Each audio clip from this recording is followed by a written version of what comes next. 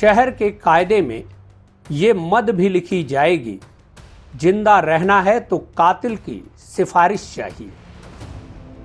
जी हां, कुछ ऐसा ही हो रहा है रीवा के नगरीय निकाय चुनावों में, जहां उम्मीदवारों की घोषणा के बाद दोनों प्रमुख पार्टियों के अंदर खाने में कुछ ठीक नहीं चल रहा है।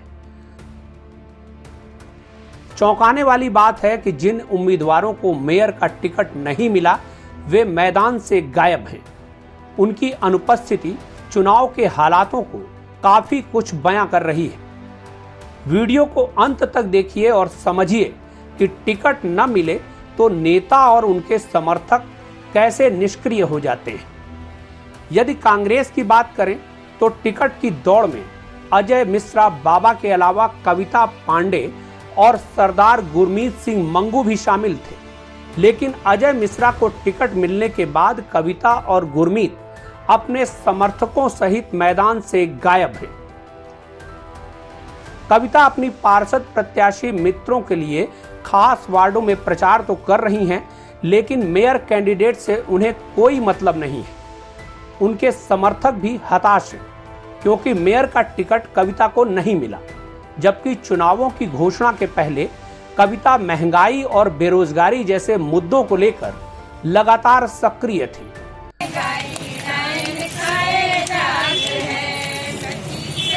उनका अचानक निष्क्रिय होना कई सवाल खड़े करता है, लेकिन हद तो अब हो रही है जब उनके भतीजे और पूर्व लोकसभा प्रत्याशी सिद्धार्थ तिवारी रीवा की बजाय भोपाल में कांग्रेस का प्रचार करने पहुंच गए हैं। उन्हें रीवा से कोई लेना देना नहीं है।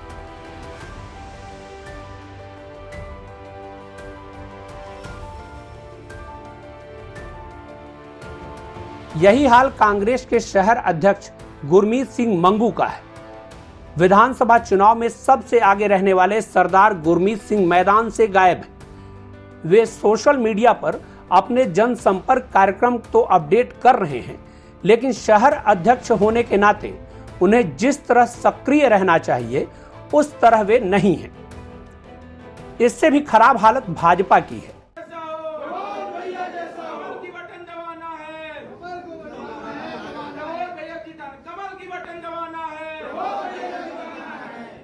टिकट घोषित होने से पहले भाजपा में जिस तरह का घमासान मचा हुआ था वह आप सब ने देखा है। टिकट मांगने वालों में प्रबोध व्यास के अलावा वेंकटेश पांडे, प्रज्ञा त्रिपाठी और मनीषा पाठक शामिल थे, लेकिन प्रबोध को टिकट मिलने के बाद सब गायब हैं। वेंकटेश पांडे तो पार्षद के टिकट लेकर अपने वार्ड तक सीमित हो गए, लेकिन प्रज्ञा त्रिपाठी और मनीषा नदारद हैं। नगर निगम के पूर्व कमिश्नर सभाजीत यादव को चूड़ियां पहनाने वाली और नगर निगम के दरवाजे का ताला तोड़ने वाली मनीषा पाठक न तो मैदान में दिख रही हैं और न ही वार्ड में।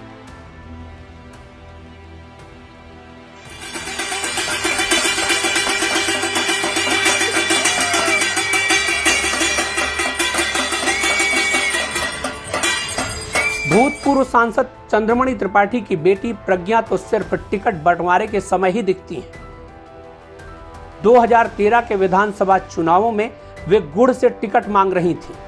अब उन्हें मेयर का टिकट भी चाहिए था।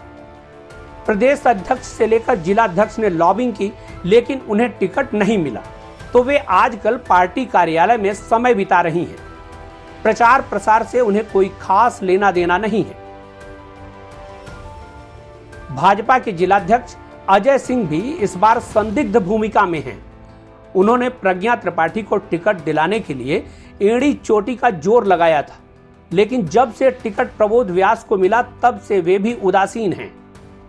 तो दोनों पार्टियों में ऐसे नेता मौजूद हैं जिन्हें टिकट नहीं मिला तो वे प्रचार से भी दूरी बनाए हुए हैं।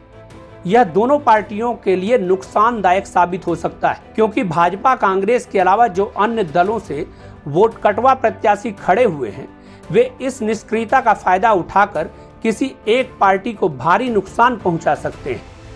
मसलन भाजपा के पूर्व महापौर वीरेंद्र गुप्ता के परिवार से ही शिवसेना के प्रत्याशी श्री कृष्ण गुप्ता ताल ठोक रहे हैं। यदि वे 2-4 हजार वैश्य वोट भी खिसका ले गए तो भाजपा का बड़ा नुकसान हो सकता है।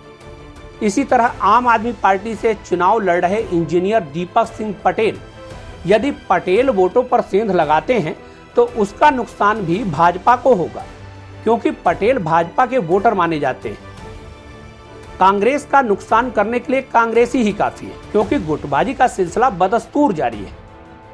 रीवा मेयर के चुनाव में पार्टियों के भीतरघात पर आपकी क्या राय है, हमें कमेंट बॉक्स में जरूर बताएं और चैनल को सब्सक्राइब कर बेल आइकॉन दबाएं ताकि हमारे अपडेट्स आपको मिलते रहें।